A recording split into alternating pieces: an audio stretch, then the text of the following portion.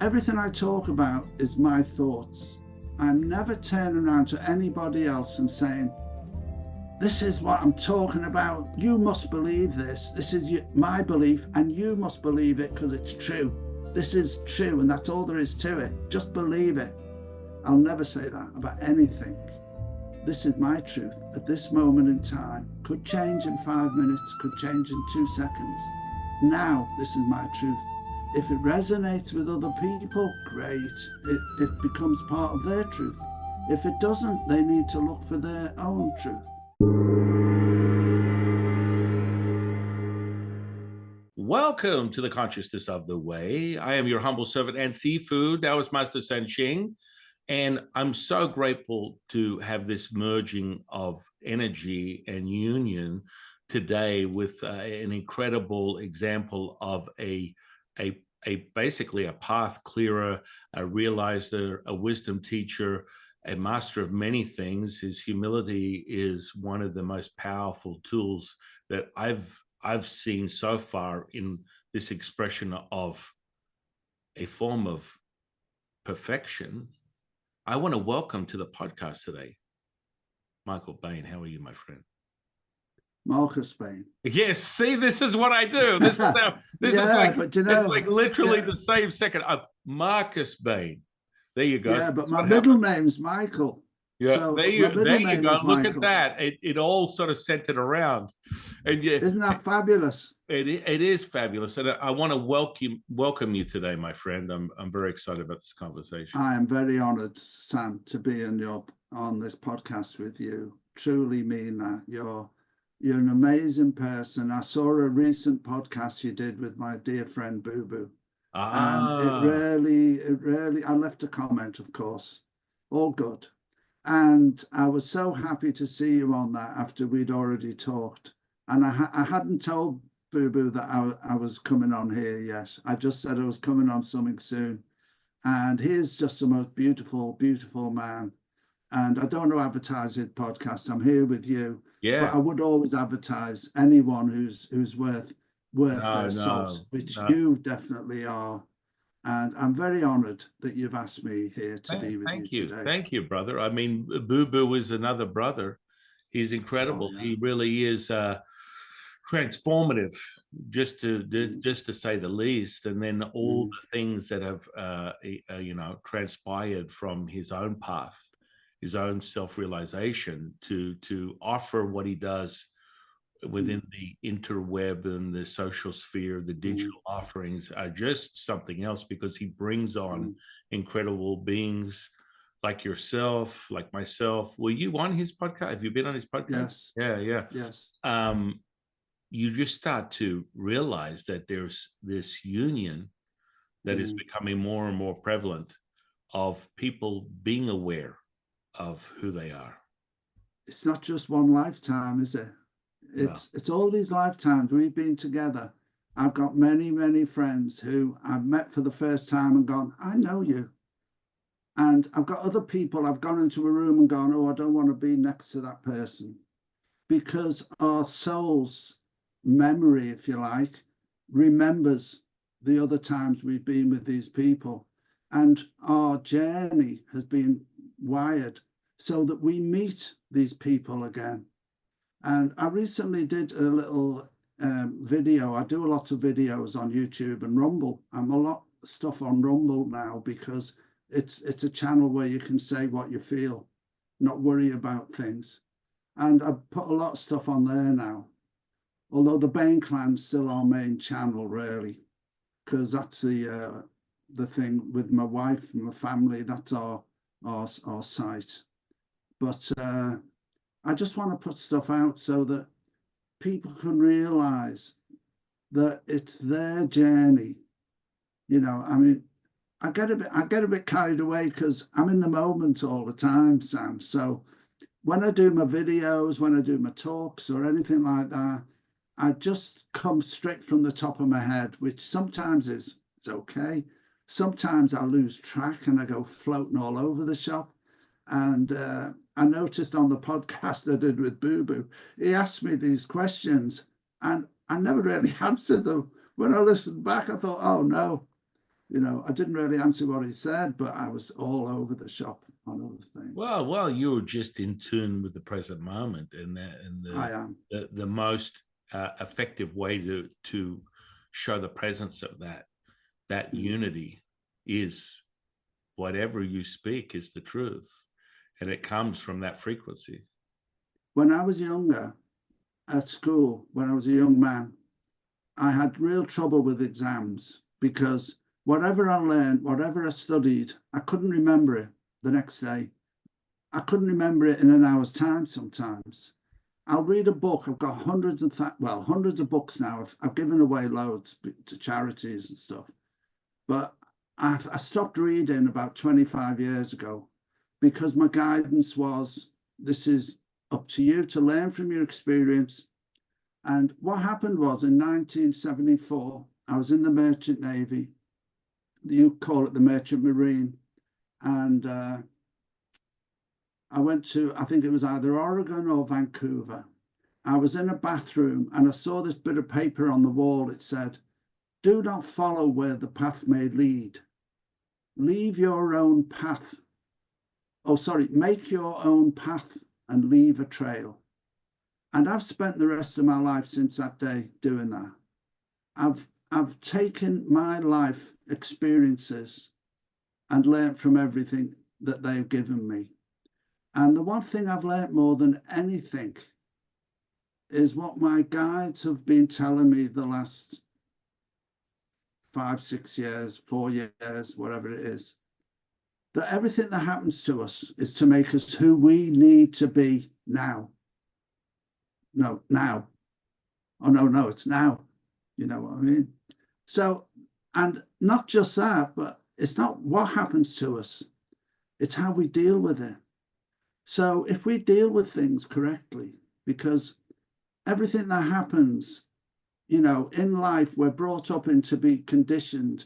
So we start off as 4 or 5-year-olds, remembering all our spirituality. And of course, societal structures drum that out of us for one reason or another. So everything gets forgotten. And then we have to relearn it all again. And the new children that are coming in, I've watched these 24, 25-year-old people on YouTube and on other things. And there was one about 5 years ago. He looked about 18, 19, 20. And he was coming out with all these amazing truths as far as I was concerned.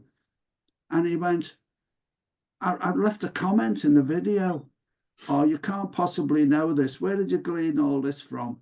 You're far too young to know all this stuff." And then now I realize these are the ones that are coming in. They didn't get this stuff knocked out of them at 4 or 5 or 7. They've come in with it all, and they're wide awake. And you can see it, they're wide awake. And it's such a blessing for me to see, because I'm one of the old ones. I've been around since I became a hippie in 1969, 70. And I gave all the normal world up. And I found macrobiotics, which you would know is all about yin and yang. That's why whenever I listen to you, I'm so blissed out, because everything's yin and yang.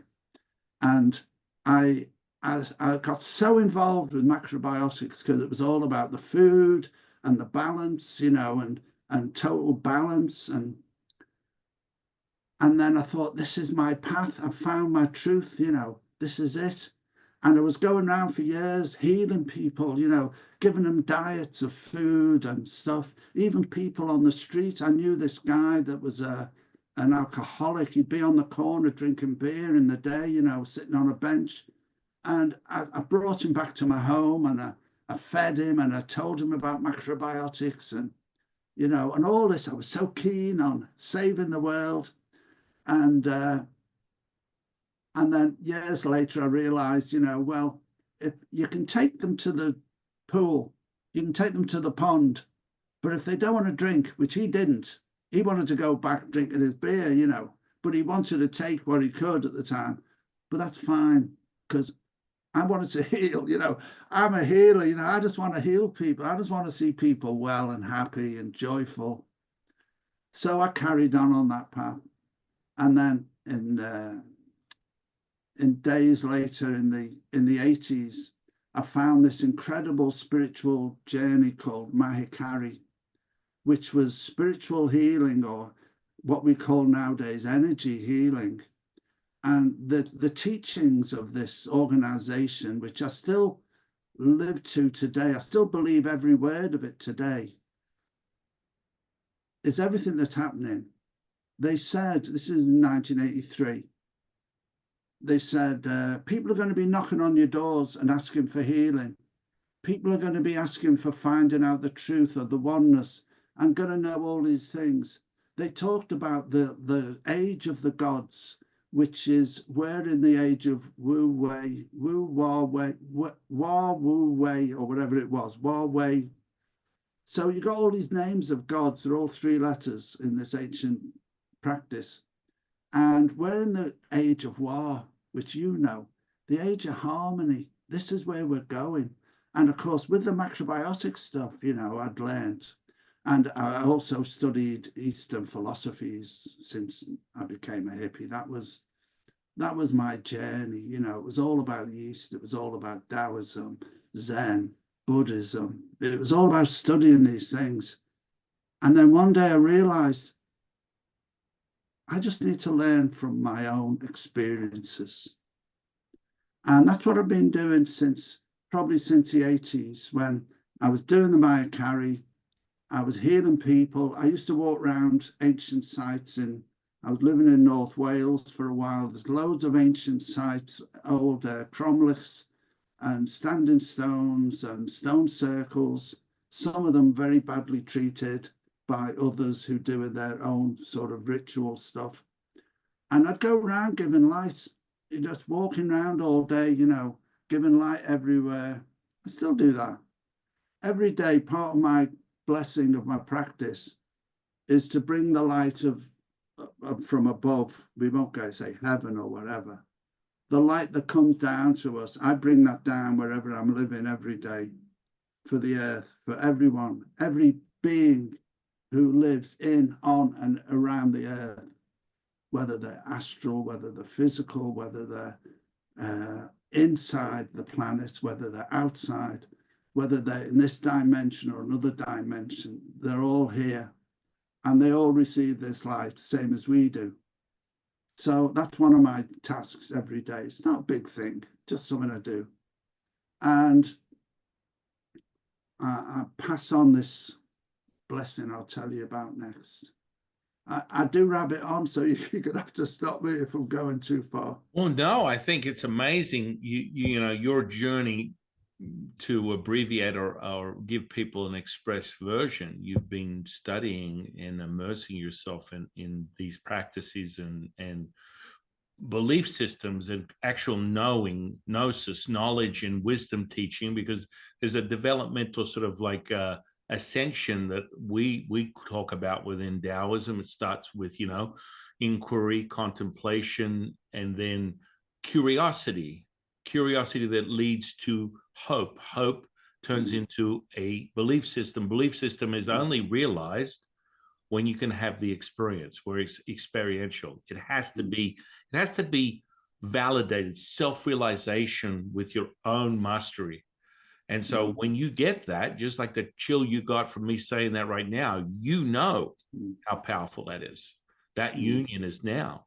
And there's nothing more powerful. I think that a lot of people these days, let's say 30 years ago, when I'm doing like exorcisms and healings and all this kind of stuff, because it's part of the path and the journey, the training as a priest, these are very evident, and you can equate it to what we measure as frequential sort of state, which is really the measure of all things. That's what energy is. It's a foundational vibration frequency, and then of course obtaining that resonance and holding that resonance through your own attention, intention, that it can be realized to be true. And furthermore, being able to change that within this material, what we perceive as, someone would call it a 3D reality, a realm, a dimension. This is the currency that we are operating in. So to have imperium over that, you have to create a level of awareness to this unification. The polarization is part of that.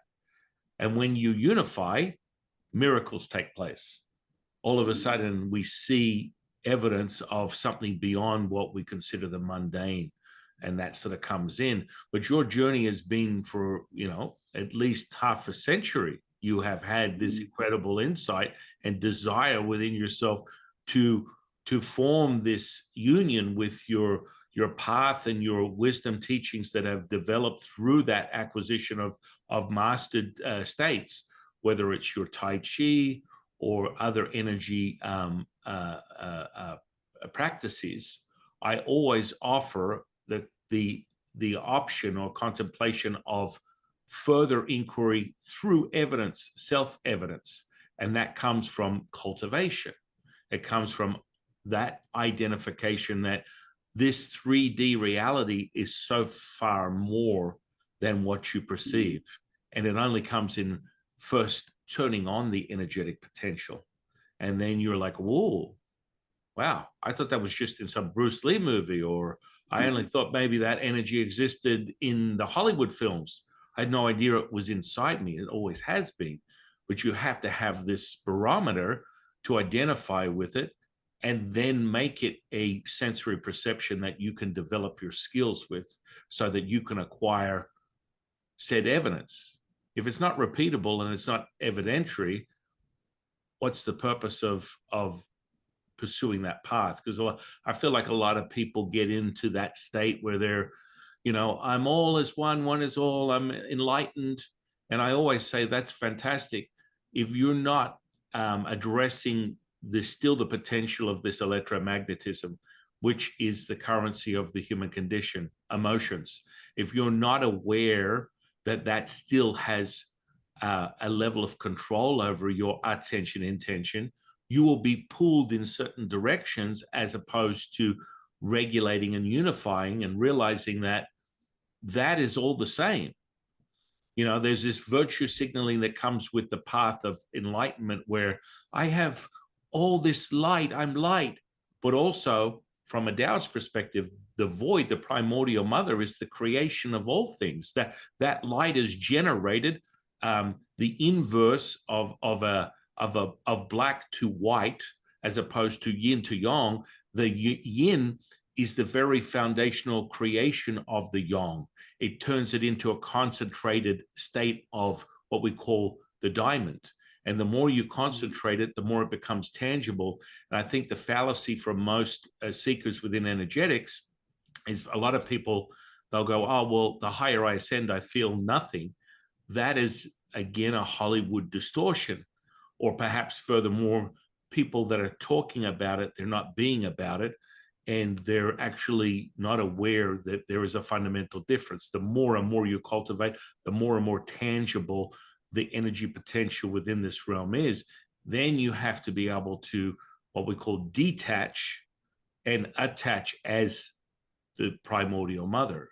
So that means anything within this spectrum becomes unified as you are acquiring a frequency that will maintain that. So it's like a point, what we call within Taoism, point of no return. So that means that your every breath, your very action, your very intention is all of that frequency. So it doesn't matter if it comes at you with a currency of depression, anger, fear. All these things are molded within this perception.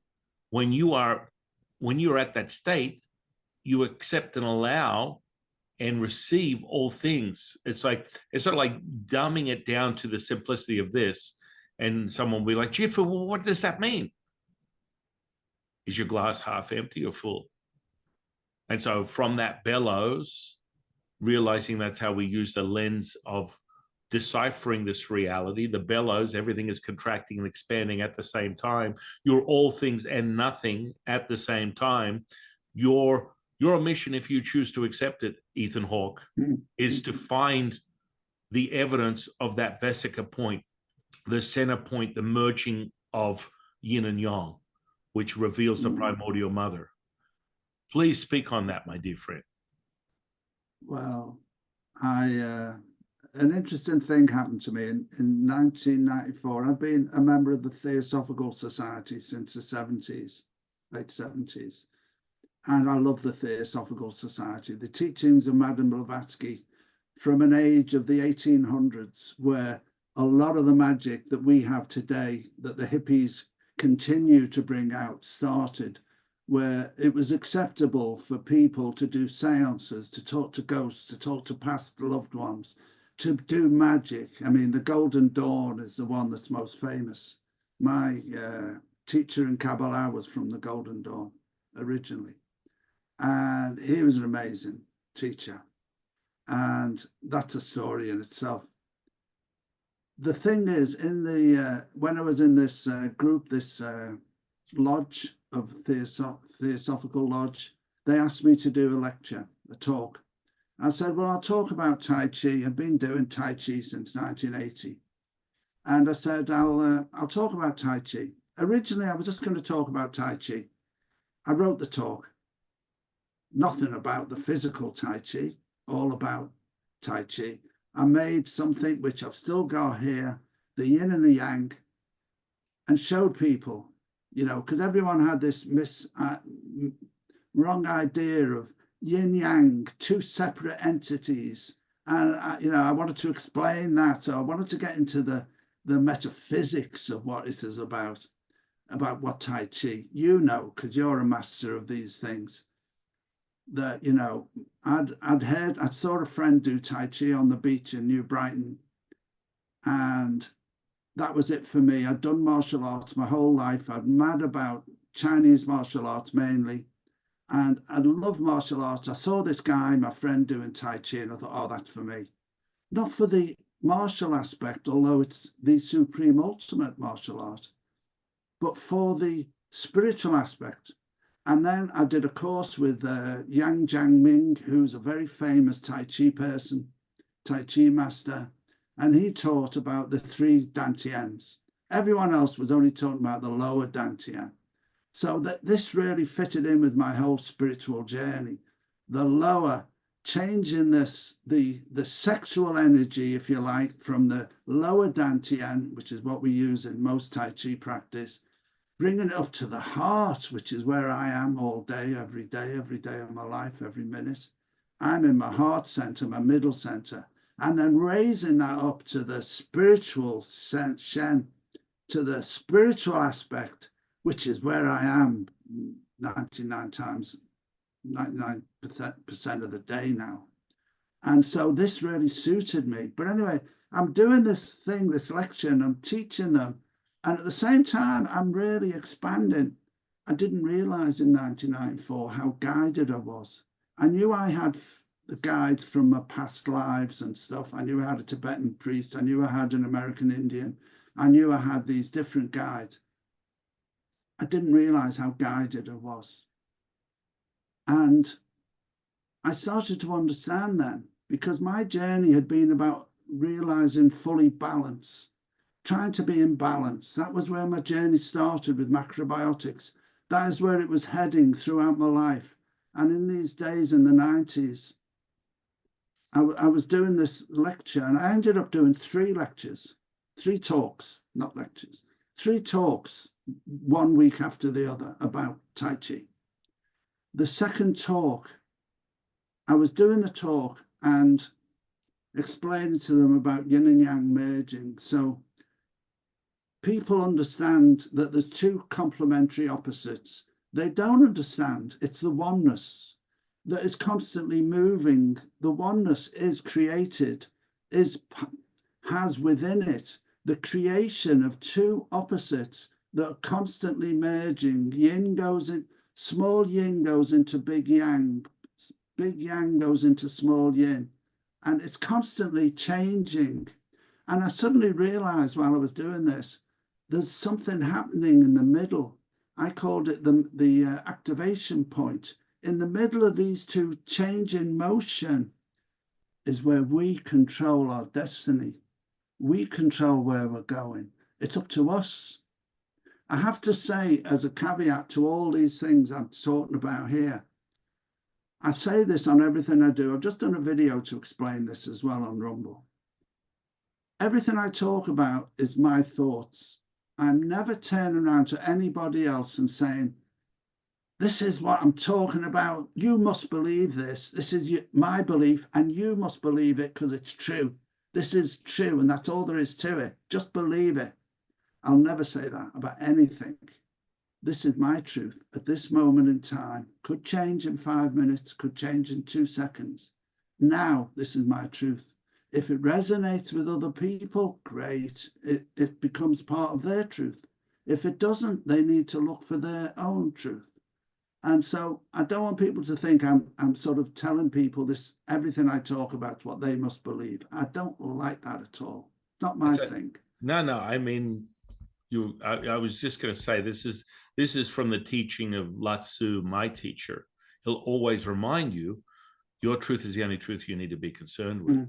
And if someone gives you an absolute truth, about face and run in the other direction, because the only absolute truth is your experience, your validation through the experience that it has merit, that it has credibility within your own path of self-realization. That merit and credibility comes from evidence, said evidence. You know, there are so many people that talk about, oh, I'm a healer, I'm a this, I'm a light worker, and I say that's absolutely amazing. Show me. I'm a Pepsi challenge guy from the 80s. It's like the Pepsi challenge is an American campaign for, you know, take the Pepsi challenge. Which is which? Is this Coke or Pepsi? And drink of that. I like this when you pull it up. It's like, oh my goodness, it's Pepsi. I love to do that because it becomes validated. It becomes validated for you rather than just, I'll leave you with a throwaway. This is the nature of reality. This is consciousness. And then there's no further inquiry because there's no evidence, and it becomes another, you know, soundbite, which happens for so many people. I think you and I really have come from the same place, the same consensus, which is there's just too many sound bites. It's sort of at a place where there's a lot of people that are talking heads, but they have no real evidence of this frequency because it's all frequential. The frequency is the key. The frequency is the number. It's kind of like when we talk about numerology for a Taoist, the highest point is 9.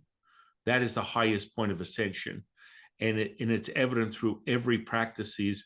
This is where I would further lay that model down upon something that people idolize, but is very much a misdirection, something like the I Ching. The I Ching can be quite broken.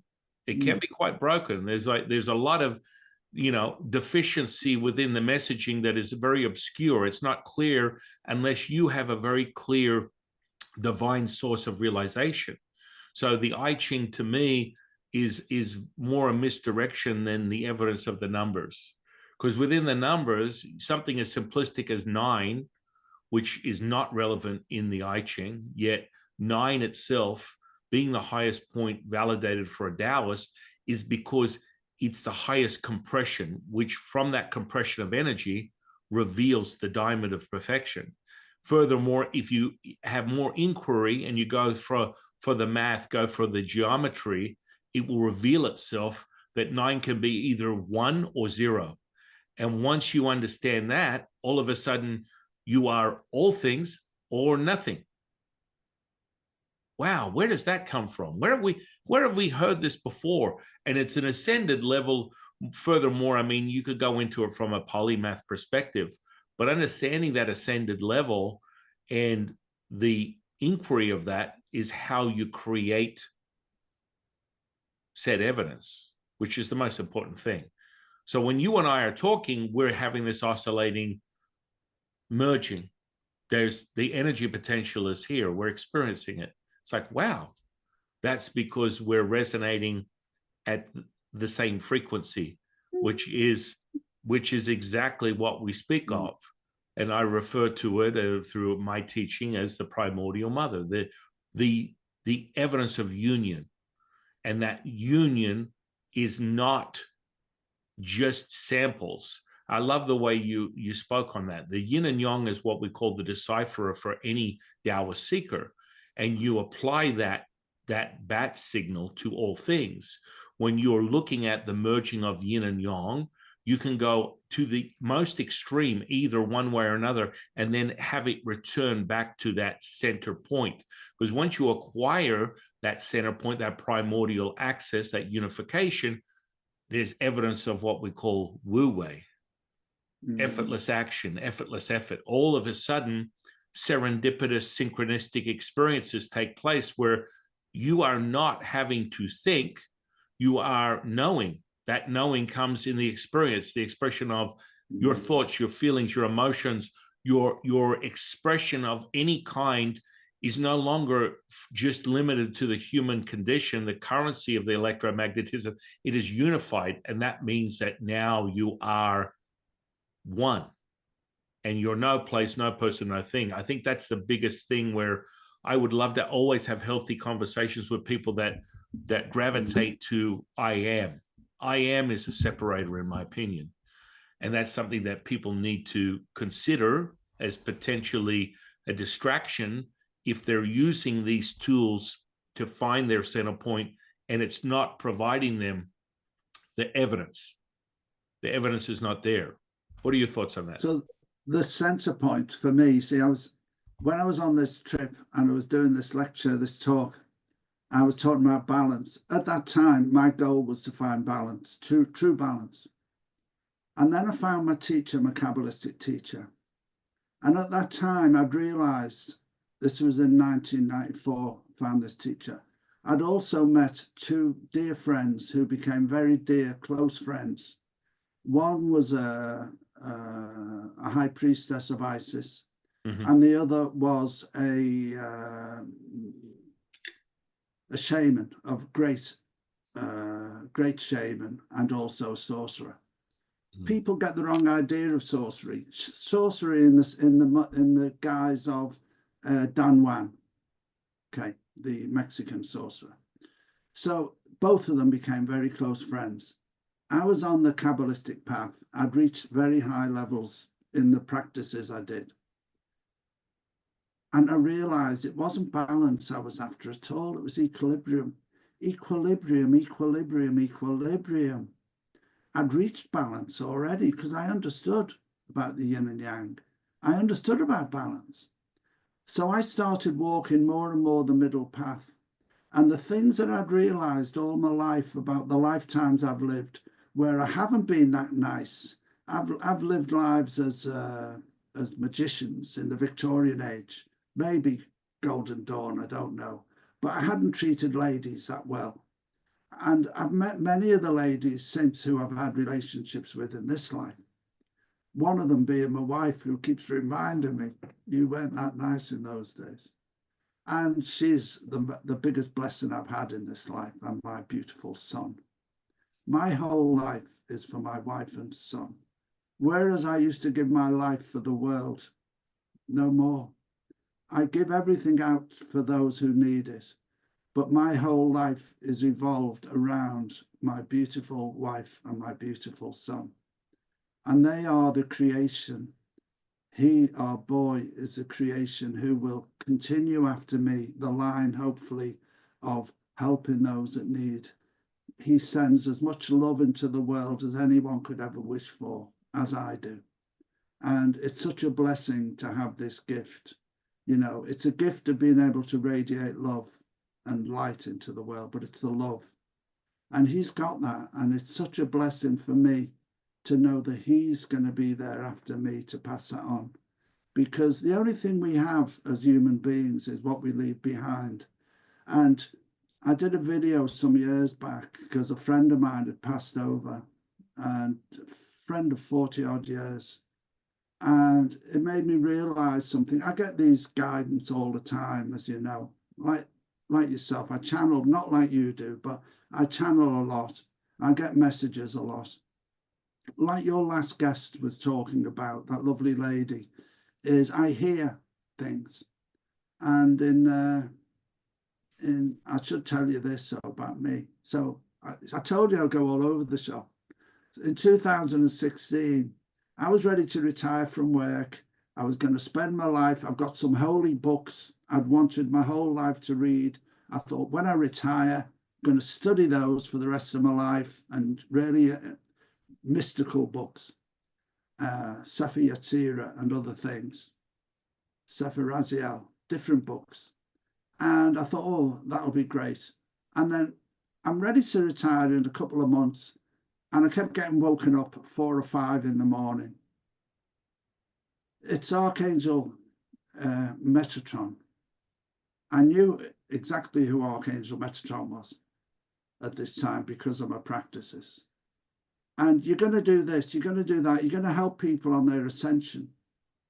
And I'm thinking, well, I understood about ascension a few years ago, but I thought it was a load of rubbish. But nevertheless, who am I to argue? You're going to build a website. This isn't in one go. This is over months. You're going to build a website. You're going to call it Way It Is. I didn't understand at the time. But of course, that's just the way it is. I understand now because everything is just the way it is. You, a member of the hierarchical path, you will understand that more than anybody. It's just the way it is. And he kept giving me all these things. And then I started channeling a friend of mine, dear Anya, God love her. She's lovely. She's been channeling 30 odd years. She gave me some guidance. I said to her, why is Archangel Metatron coming? Why couldn't I start with a little baby archangel? You know, why the biggest one of all? She said, well, he's not the only one. There's loads of them waiting to talk to you. And I couldn't believe it because in 2000, I had a dear friend, God bless him, Derek Akora, who was a psychic medium in England, in Liverpool, who I went for readings with because a dear friend of mine had been to see him. And at the time, I'd been given her this healing in the 80s, the Mayakari healing. And before we do it, there's a bit of a ritual, Japanese. And she went to see this guy, Derek Akora, and she came back to my house and she said, you won't believe this, you won't believe this. I've been to see this guy. And he said, who's this guy? And she said, oh my God, I'm going to tell him. So I got really friendly with this guy. I went for a reading, which I don't normally do. He showed me the way. I showed him the way. I didn't realize why, but I knew his path. He became world famous as a psychic medium.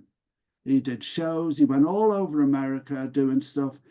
In the 80s, he was showing people, and the 90s, he was showing people all about this side of life and death and guidance and hearing and listening. He opened the world, because he was on TV and everything. He changed the world in lots of ways. A beautiful soul. And I saw him in 2000 and went backstage after the show. And I said, I think I missed the boat. I knew I had a pathway. I knew I was supposed to be doing stuff. I think I missed it. He said, no, 2012. And then everything's going to open up for you. 2012, I married my wife. 2016, start getting these messages. Archangel Metatron aligned me to his healing, which is, I call Archangel Metatron healing. It's a healing alignment. And what that healing alignment does is it clears a pathway between, because you're probably aware of this, our heart is directly connected to our higher self. I mean, this is my belief. It may or may not resonate with other people. Our heart's directly connected to our higher self. Our higher self is a part of our soul. I won't go into detail about that, but it's a part of our soul. And so each lifetime we get loads of garbage left because we haven't cleared at the end of the life. We used to use karma to clear it every time we came back, but it's accumulated so much that there's just loads of it. Every time we come in, there's loads of this debris, as I call it. This healing melts that debris. It melts it, it just dissolves it away. sometimes in one go, sometimes in 10 goes. I've had people come to me still now for 4 years. They're still coming for the healing. And it takes 5 minutes to do the healing. And if you want, I'll give you a little blast if you want. And everyone who's listening can have a little blast of it if you want. Of course. It's unlimited. If you're handing it out, we're going to definitely want to taste. It's not for me. It's for everyone to get a feel of it. And it will melt away some of these toxins, some of these dregs that we bring in.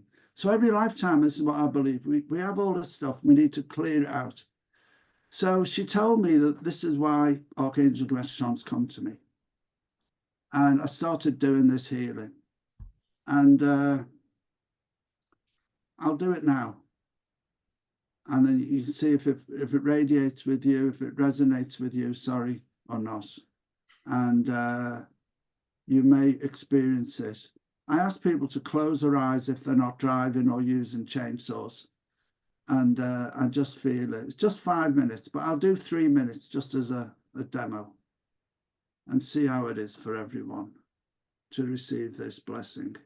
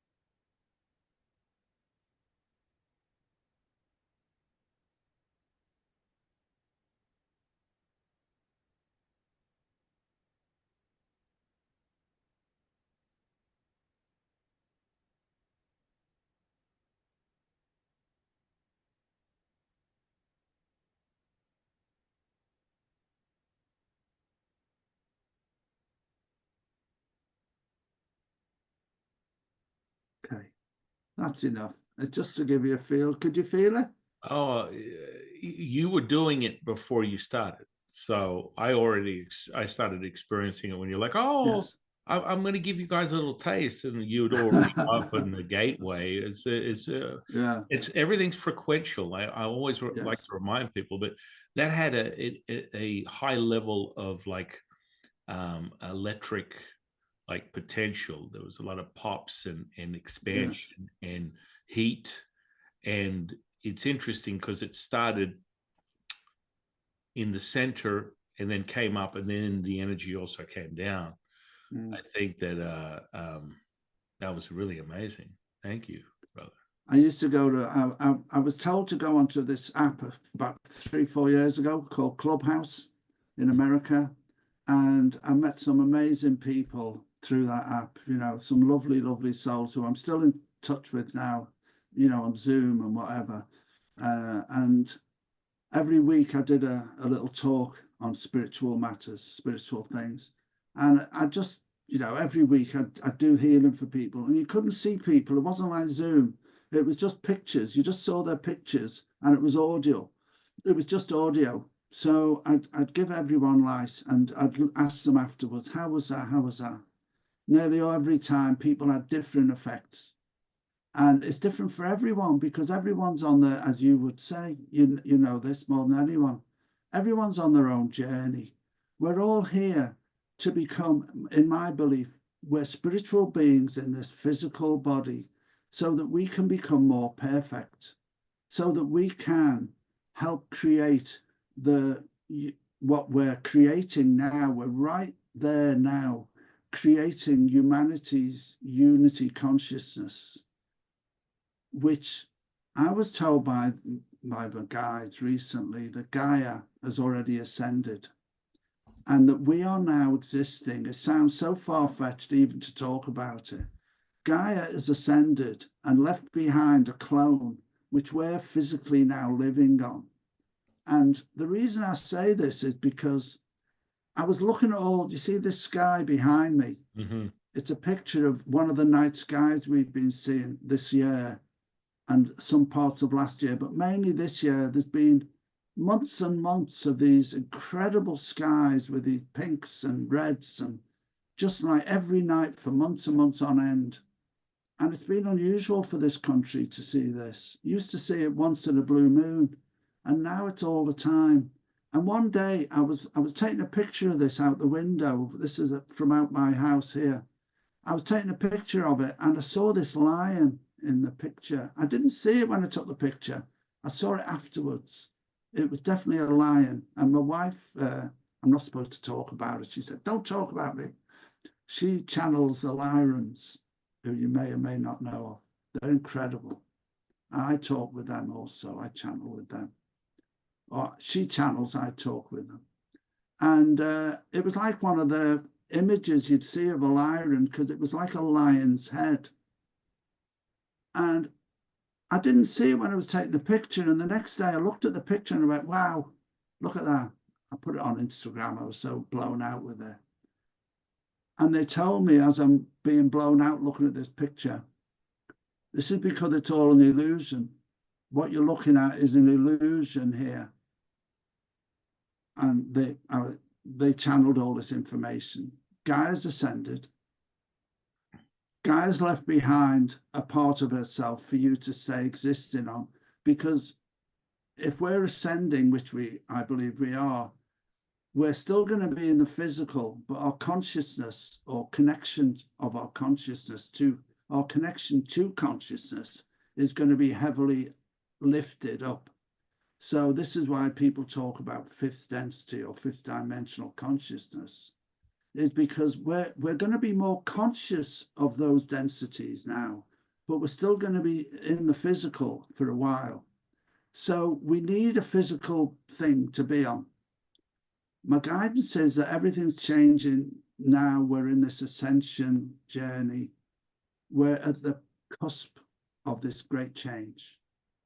And I believe there's going to be a flash, and the event, as it's called, is a mark over of our ascension. And that's because so many of us, you know, have raised their conscious levels, or a set connection to consciousness to such high levels now.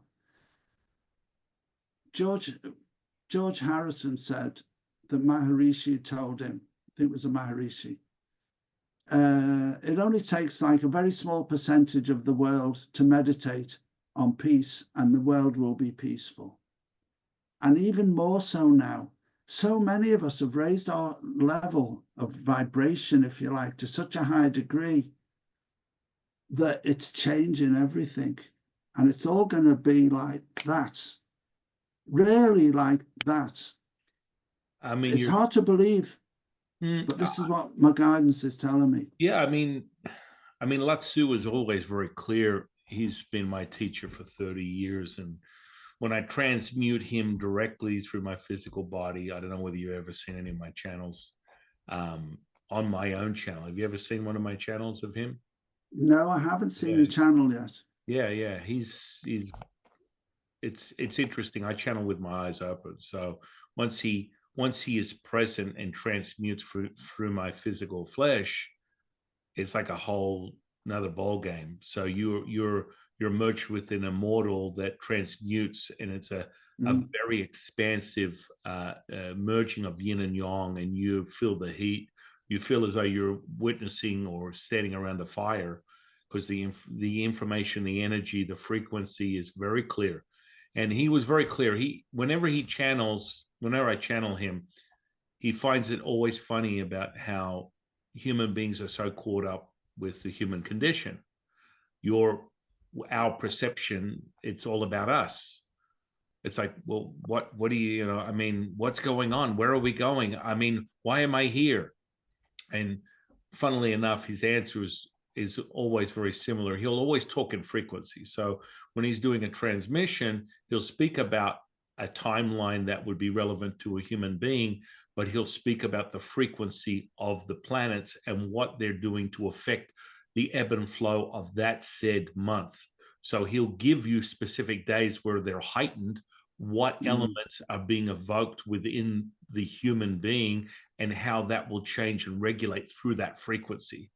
And so it makes way more sense to me, as opposed to the very limited lens of the human condition. He always entertains it, but he's like, okay, why don't we look at it like this? And even he said this, he's like, imagine you're like a grain of sand, asking the beach, what are we doing today? Fall back into the beach and be realized. I was like, you can't make that stuff up. And the simplicity of that, and the nature, the wisdom within that, just that glimpse of the now moment is merged as one. And something as simple as using something that would be like a metaphor for many people, in that in of itself, if you dilute that word down, metaphor just means beyond purpose. It's simplistic, yet that's the truth of it. And, you know, when people ask me, well, Jeffrey, what am I here for? Why am I here? Why? My answer is always, why not? Yes. And people are like, what do you mean, why not? There's so much an emphasis on the human condition to identify what the outcome is. Now, when you say about the raising of frequency, he's very clear, because this year was one of those years where there was so much spiritual propaganda, in my opinion, where people would be pushing out the fear of death and destruction, as he puts it, rinse, repeat, rinse and repeat, rinse and repeat. The cycle was the same, yet there are a lot of people that were channeling these messages that really should be under inquiry as to the validation of the information that they were handing out. Now, for Lao-Tzu, he was very clear, there's peaks and flows, and you will continue to raise that. So within the Schumann resonance of planet Earth at a 7.83 as a regular, as a human being standing on planet Earth, that would be your transmitted brainwave without being altered on the circadian rhythm, as i.e. your own personal experiences, your human condition. The transmission is 7.83. So you could instantly merge as, you know, said alpha theta state. So your default is from planet Earth to be a creator, to be someone that can develop and basically dilute any barriers between conscious and unconscious. And so what's very clear, and I've spoken to several scientists that measure Schumann resonance, they come out of Italy and Russia. There's no evidence of it here in this country, because why would we want to measure that? Oh, there's a manipulation. And they're validating what Lao-Tzu said. There is some type of interference that is raising the Schumann resonance of planet Earth to a 12 to 18 hertz. Now, what does that mean to the layman? That means that you are staying in a high beta, high anxiety, high fear. This is the transmuted state of your consciousness as a human being. Now, in further unraveling that Lao-Tzu was very clear on, we are merging with the sun is transmitting a frequency 9 times more powerful than ever in human history. So that is actually merging with the elements of Earth itself. And so the transmuted state of that yang is merging with the yin of planet Earth, and it's in result elevating the Schumann resonance over the next, and he mentioned this earlier this year, so over the next 12 to 24 months, it's going to be between 40 and 60 hertz, which would then validate what you're speaking of from your teachers. And that, what does that mean in a layman term? 12 to 40 to 60 hertz is what they define as gamma brainwaves.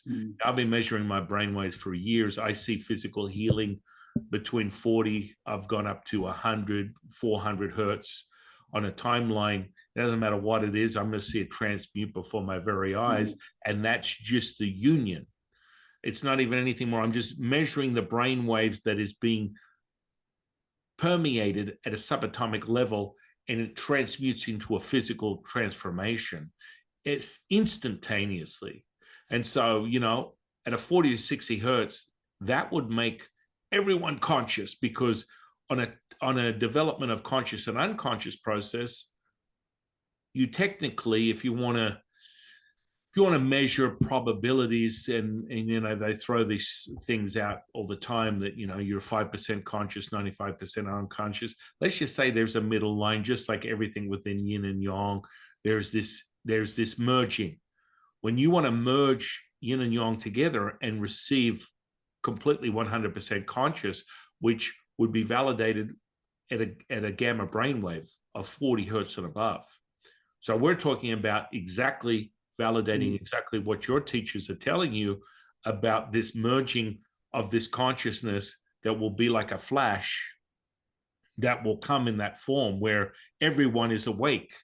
Everyone is able to tap into their potential as said self-realization as the now moment. So it completely validates, well, in my opinion, it validates everything you're receiving. I've been getting these messages. So I was told at the beginning, when I was getting these messages about these downloads, that we're all getting these downloads. And when I was first woken up with this and told about this and told about Ascension, I remembered that I'd heard about Ascension. I thought it was a load of rubbish. I did. I didn't go hell for leather. This is great. I'm going to do this. I remember when I heard about Ascension, a friend told me, showed me a video. I thought, you know, they had all these human beings drifting off Earth and floating in the sky. And I thought, we're not going to do that. We're going to stay here for a bit yet. It's not our time. I'm one of these people who just knows. I just know things. I'm Claire, whatever that is, Claire I was going to say continent. It's not that. It's Claire something. And I'm clairaudient as well. But I've always been just knowing, even since I was a child. But we were told by my guides, and I'm guided by a lot of beings now. We call them beings of light and love, which is, if you connect with archangels or some of these star beings, it's very difficult to say how they're different in their vibration, in how they feel, because everything I do is about how it feels, not what I think. So I always relate these things to how they make me feel. And between a lot of these are the archangels and these star beings, as we call them, they're very similar. And other beings who we talk about in biblical sense and other senses that I've connected to, there's a similarity to their vibration, which is beautiful. It's love. It's unity. And when we think of love, of course, the only thing that we refer to is what we understand about love. And my guides have always told me, we don't understand love. We understand a lot about the physical aspect, the emotional aspect, but we truly don't understand love. And the oneness. When I talk to some star beings, communicate with star beings, they talk about this and they say, you human beings, you don't understand love. You don't understand life. You don't understand this. And love is what the oneness is. I call God source, because for me, the one thing I talk about in the Kabbalistic sense is one of the teachings of Isaac Luria, the Ari. One is my favorite Kabbalist from a long, long time ago, who lived in Safat in Israel. And he taught one thing that was very relevant to me, the understanding of the oneness. And it might correlate with what your talk about the mother is, I'm not sure. But he said, and it really resonates with me, that from the nothingness, God wanted to know God. So God made a space, an empty space, which he then filled with yin and yang. This is how I'm describing it. It's not how he said it. which is filled with the creative forces of yin and yang. And so I did a video some years back because I had this inspiration, this guidance. Atoms are full of empty space. 99.9% of an atom, they say, I don't know how much you can prove it or disprove it, is empty space. And from this oneness, everything that we exist in is empty space. Our bodies, as firm as they are made of atoms, which are 99.9% empty space. The oneness from which everything was created in is empty space. So when we say Namaste, I see God in you, I see the divine in you, I see the oneness in you as you see in me, it's because we are all part of this oneness. The problem we have is, as earth beings, we have these other entities or whatever who want to have their way with how everything should be. And that has been like that for a very long time. And that is all changing now. That's why we've got this big shift. That's why we've been able to make this shift now, even though it looks like at the moment, oh, this is terrible, this is happening. Like you say, there's so much fear being driven into us. And fear is the mind killer, as they say in Dune. Fear is the thing that is the opposite of love. It's the one thing that will take us out of love, separate and conquer. Genghis Khan knew all about that. If you want to conquer a large entity, you separate them from within. And this is what these forces on earth have been doing, creating this darkness and fear to keep us separate, because we are all one.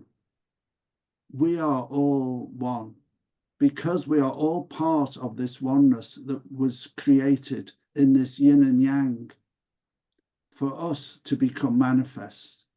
And you say it all the time. My guides, who are called the Blues, some people call them the Blue Avian beings, who only came to me recently, they're the most beautiful beings I've contacted. They start the conversation with, we are one. And these beings know this. They know because they understand God as source. And they are connected directly with source. We're going back to that connection. And my guides have told me, even people, and I told this to Boo Boo, because he comes from that environment of being on the street and the gangs on the corners. They told me even gang members, people on the street are going to wake up, because since 2012, 1888, whatever it is, we've been getting these downloads of light. Coming from the central sun, center of the universe, going through our sun. What we see physically is manifestations of solar flares, of this, of that, whatever names we want to call them, and magnetic fields and magnetic forces. Those radiations are coming to us physically because they are the ether that carries these downloads to us. And this is what's helping us now, because we've been getting these quite a while. And since 2012, they've been so magnified, such magnification of these downloads, that everybody, like you said, is receiving this light. We're all being uplifted. It's just that some of us are still getting pulled back down and haven't been able to keep rising up. Holding the resonance. Yes. I mean, and that to me comes back to the method of the madness of the method. You must acquire some way to cultivate and hold resonance so that it can be amplified and repeated. That's part of the container that we consider this human flesh and blood that looks back at you in the mirror as that very set evidence. This is the anchor to your spirit, your Shen, and your Shen is the true expression of that, yet we're separated. And so when you observe and inquire into ancient practices like Tai Chi, or furthermore, I teach Bagua Tai Chi, these are all facets, but they become sort of null and void. Once you get that center point, you will start to, as you unify, it won't matter if you move your hand this way or that way, you are going to merge with that energy. But there must be a path. And that's why we always remind everyone, the student is the teacher is the student, and never, ever dismiss someone else's belief system. That's dismissing your own. And so that path will be self-realized through the evidence, through the experiential moment that this is true. And it can't happen any other way. For you to be from a seeker to a knower, you must be able to experience, you must be able to repeat it. That's why these ancient practices are so effective at capturing your attention intention, because it can be self-realized in this material. What we call, what you call, I call it the material. It's the 3D reality. You're perceiving things, but you're getting evidence of manifestation, magic, healing.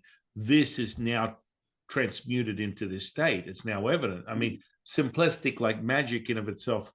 Studying the Kabbalah, you were involved probably deeply within those type of magical, mystical practices. And a lot of esoterica these days, that they go deeper into the occult and cultivation and things of that nature. You start to, there's a lot of people talking about the methods, but okay, show me. I mean, I have people come to me for the most absurdly strange requests for magic, and I'll perform it because it's part of that. And so what does that mean? Magic for a Taoist alchemist, let's dilute what, alchemy is. In essence, if you break that down, it's a formation of what someone would consider God or Tao or Buddha, and it's a dark art form. Now, that dark art form doesn't resolve in something evil or ominous, but it's the ability to create from what we perceive as the primordial mother. So alchemy is the merging and unification of the ability to create anything within this 3D reality using these alchemical processes.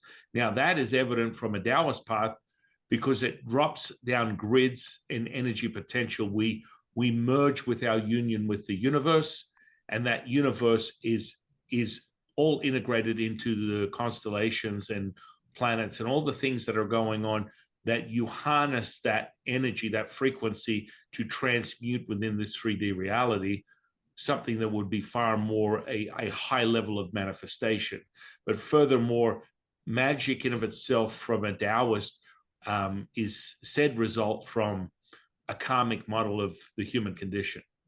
So the human condition is pretty much your own demise. So fear is a potential of basically you're emotional, you're suggestible. When I lay down the framework of an energy potential that will alter all different types of things that to create a said result, it doesn't come in the form of I'm laying my intention down, I want to affect negatively this thing, positively this thing, and my result will be this. No, it's all a universal merging. It's unified. And with that, the infrastructure is the outcome is this, and it literally merges and transmutes into someone's perceived 3D reality. So, you have, say, for example, people that are still in the human condition, they're unaware of their potential, and they're being distracted with what my dear friend, the Buddhist monk Martin would say, the dukkha, the distortion. And so these are all energy potential. The emotional state is energy potential. It merges, but is not unified. It's a distraction for a human being to stay there and not realize that they have what we consider imperium over that state. You do not have to be controlled by the mental emotional state. these are separating tools. Psychology was designed specifically to have you more and more removed from the ability to realize that you are the manifestation of word, will, light, love of the Tao. Your thought, your intention, your breath is this very evidence. And once you acquire that resonance, it becomes serendipitous. It becomes synchronistic. All of a sudden, you are really expressing effortless action. And things are just, with your very intention, have the ability to transmute it. Now, most people will try and use magic as sort of like a manipulative state where they want to acquire, an outcome that is more potentially perceived as negative. But when you lay that out, I never ever will, and that's all the teachings from my teachers, ever relay magic as being a tool to acquire a positive or negative result. It's about merging the energies, and you create very specific instruction that will acquire the result, because you are taking the potential of unification from this material, and then all of a sudden it aligns. And most people, if you're participating in the practices of a black magic, you need to listen to what you're resonating to, because it doesn't derive or lean an ascended consciousness to the need to create deficiency.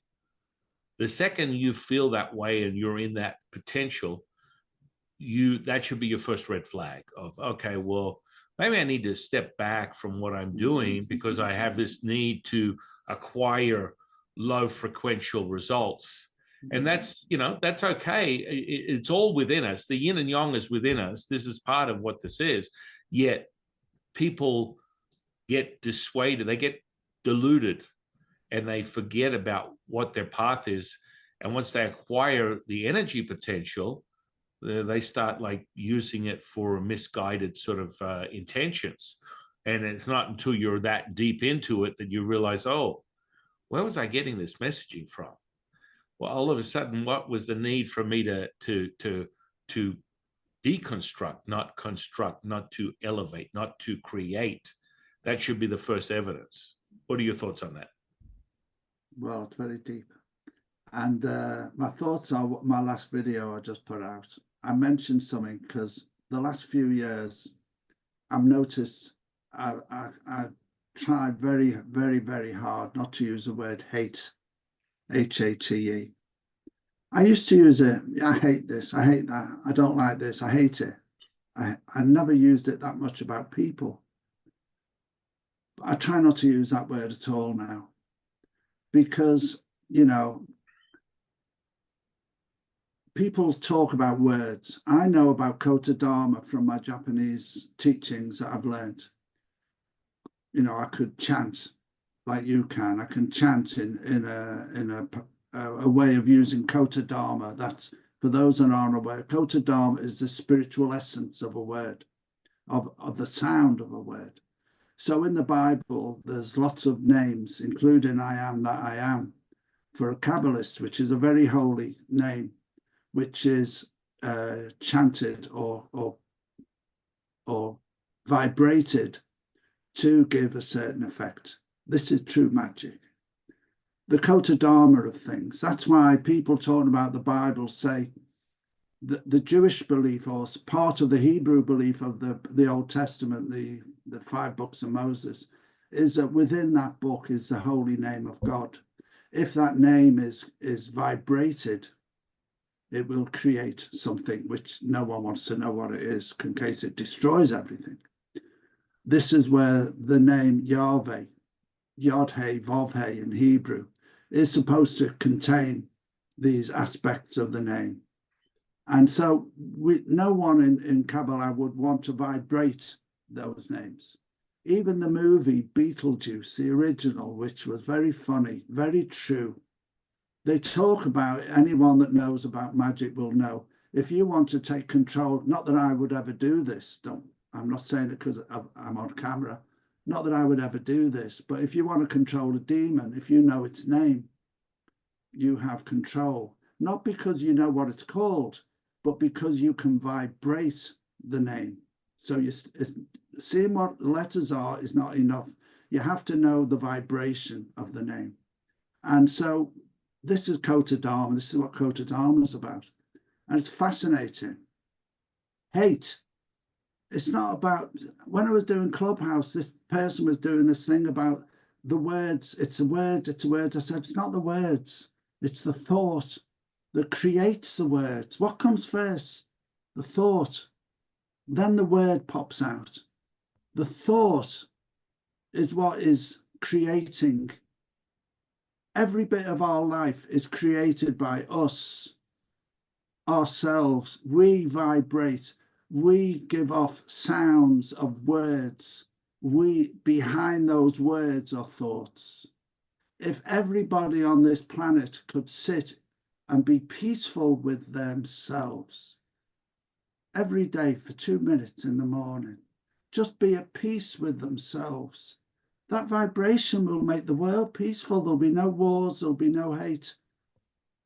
If everyone could just sit in the morning and learn how to love themselves and radiate that love, the whole world would be just full of love.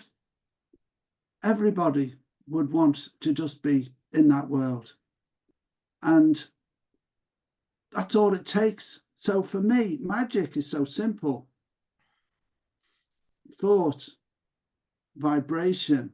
My guides are always telling my wife and I, stay in your heart, stay in your heart, stay in your joy. This is the most important thing for us all. There's two sides of the coin going on here. There's us who want the world to evolve into the Garden of Eden, where it came from, where we came from. It's not some sort of little garden with trees, but you know, the place which is full of love and joy and bliss, where we don't have these things called hate or hurt or war. That's where we're heading. I believe it will be shortly. Very shortly. I agree with you. I mean, that vibratory frequency is the evidence. I mean, when you get into linguistics, just words in and of themselves, they have a charge. There is an absolute visceral, kinesthetic, somatic response. That's what happens when you are charged with that. You absorb what we call the riches, and through the breath, you emanate that, and it becomes realized.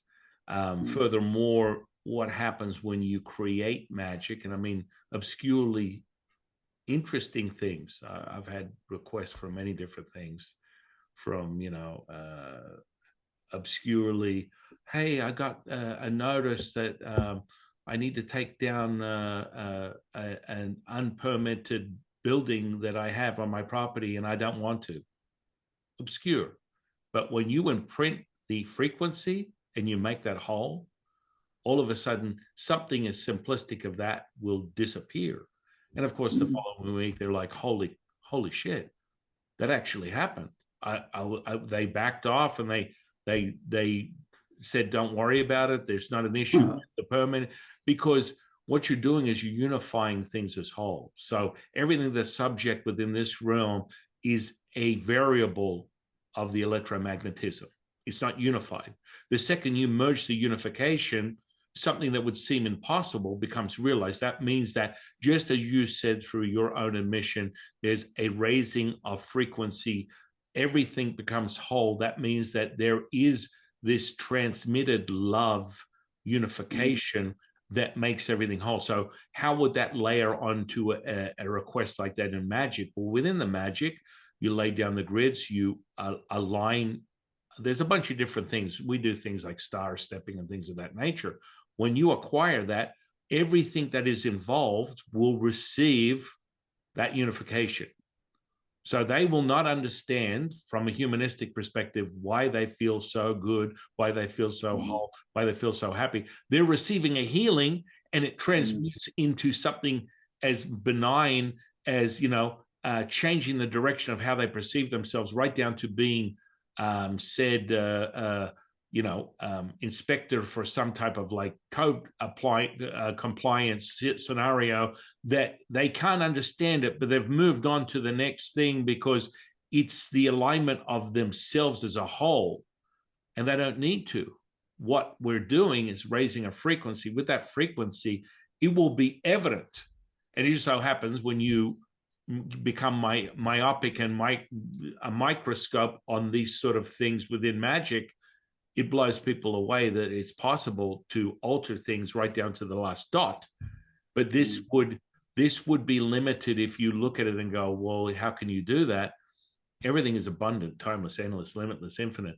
The universe in of itself has no moral compass. People seem to forget that this human experience is nothing more than a myopic version of a macro, yet you want to make it so burdened with the desire and need to validate said self as a human being. This is the missing link for many seekers, is it's all about me. The second you realize it's never about you, all of a sudden you become effortless. All of a sudden, just the idea, it's like, oh, I walk into Starbucks coffee shop here in America and go, oh, can I get a coffee, blah, blah, blah. And the server's like, yeah, is that it? And then, of course, your perception is, I gave that woman a 10. She gave me back a 7. And then she makes your coffee, right? She makes your coffee. And by the time you pick it up, you give her a 5. And on the way out, she gives you a 3 with a little bit of this. And then you walk out the door and you're operating in a 2. And before you get to the car, you're a -1. You open the door and someone bumps your car and you're like, what, do you want some of this? And so you buy in. Your buy-in is frequential. And all of a sudden that comes from perception. It comes from, what do you really understand? And it could have all been diluted to nothing had the seeker realized that it's not about me. So what does that mean? Well, it's never about you. So when you ask for the coffee, the woman who gives you attitude probably just realized her husband's screwing the neighbor. She can't get her rent this month. Her kids are in dire straits for whatever reason, truancy or whatever. There are elements of where this person is not present. But you're assuming I'm in my higher self. My virtue signaling demands a response that is equivalent to what I'm putting out, but you're not putting out a frequency. You're subjectively contemplating it through your mind instead of transmitting it. When you transmit it, it's self-evident. Does that make sense? All about that. All about transmit. What you transmit. Totally agree. Yeah. And you know, another thing my guides tell me, when I say my guides, I know times. Yeah, I'm probably going to, we'll probably got a couple more minutes here. We have to do a part 2, my dear friend. When one thing my guide said some years back is, you humans don't understand life. You see life as good events and bad events. They're not. They're just events. This is a problem mankind's had for a long, long time. We see everything as yin and yang, black and white, good and bad. They're just events on our journey of life. That's why I want to say this now before we end. This is so important for people to realize. If we can only understand that when something happens to us, it's to make us who we need to be now. We won't see it as a good event or a bad event. So I'll give you a very short analogy. When I moved here to the south of England, it was to be with this beautiful woman I'd fallen in love with 25 years earlier. She got married to somebody else. I stayed in love with her for 25 years, found out she got divorced, moved down here to be with her. 4 years later, she was dead. She died of cancer. God bless her dear soul. Beautiful soul. I was bereft for 5-10 years. I didn't know what I was going to do. I didn't really want to be alive. I had a friend, a good friend, who helped me through that time. And I just didn't want to wake up in the morning. I thought, you know, I was already in my 50s. My life's finished now. I'm never going to find any. I didn't think I'm never going to find. I just wasn't interested. But because she passed over, God bless her dear soul, I ended up in 2012 marrying my beautiful wife, who's 20 years younger than me, is a beautiful spiritual being, highly evolved. She doesn't like me talking about it. She's very modest. Great, great soul, great person, beautiful, beautiful soul. I've never been happier in my life. I'm able to do the work that I do because I'm with her and we have our son. That's the only reason I'm doing this talk now, is because the event I thought at the time was a bad event, and I let it affect me, like you said. I let it affect me for years, this bad event. If I'd have realised then, like I do now, it's just an event on my journey to help me understand everything about life, and that everything happens for the best, which, you know, is a saying. Everything does. One door closes, another one opens. But when you're going through grief and terrible things in life, it's not easy to understand everything's going to be fine. It's just an event. But afterwards, realize as soon as we can, and our lives can be so much more like this instead of like this. And we can stay in our heart much easier and radiate love into the world instead of the other thing, because that's all we need to do. That's why we're here. We're not here for any other reason but to radiate love and to bring us back to that oneness from which we came. And, you know, I can feel that now. You can feel this now. I can sense that this is where everything comes from and where we're going back to. And it's just the most important thing I can mention. So I so thank you for letting me come on this beautiful podcast, Sam. That's I'm very grateful for you, brother. Grateful. As you know, there are no coincidences, and we're being reunited with a bond that we've had for many lifetimes. This is how the frequencies work, is an awakening to what the truth is through that, and then realizing on a deeper inquiry how powerful that connection is. It always returns home. I mean, that's just the nature of this currency. And I will say, I'm going to put all your social media under this podcast, your social sphere, your interweb, everywhere people can find you. I want everyone to go out, the students, disciples, 126ers, subscribers to this channel, and experience what Marcus is offering. Got it right. And when you realize that it's another lens of awakening and truth, it's so refreshing and so beautiful, because everything that we're saying in this union today is an experience for anyone that follows my path, and it's experiential. You will feel it. There's not an in-between. And that's a beautiful part about these conversations. And furthermore, before we end this podcast, I'll ask you one last question. You probably know what it is if you've seen any of my podcasts. What's your definition of spiritual consciousness? There is no spiritual consciousness. There is only consciousness. And there is no, you know, I say we're human beings, we're physical, spiritual beings in a human existence, a human body. There is only consciousness.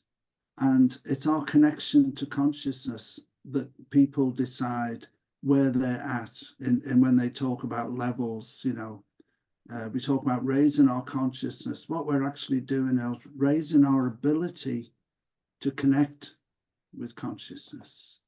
So the consciousness is the oneness, is source. Everything else is a part of that, really. And that's what I will leave it at. That is beautiful, brother. I've done hundreds of these podcasts and never got the same answer, as I should not. because we're all sitting at the same table with our own perception of what that means. And that's the beautiful part of being present, being the now moment. So with that, I want to thank you for sharing your time with us today, with your wisdom teaching. This is beautiful. I'm very grateful to have you in my life. I'm grateful to be connected with you, brother, and we will stay connected no matter what. Absolutely, brother. I'm looking forward to our next conversation. So part 2 is coming. We'll set that up. All right. And with lots of love. I want to thank you. I want to thank the universe for bringing you into my life. I want to thank the audience for sharing their time with us. Yes. And I am your humble servant and seafood, Taoist Master San Qing. And I'll see you on the next one, guys. Namaste.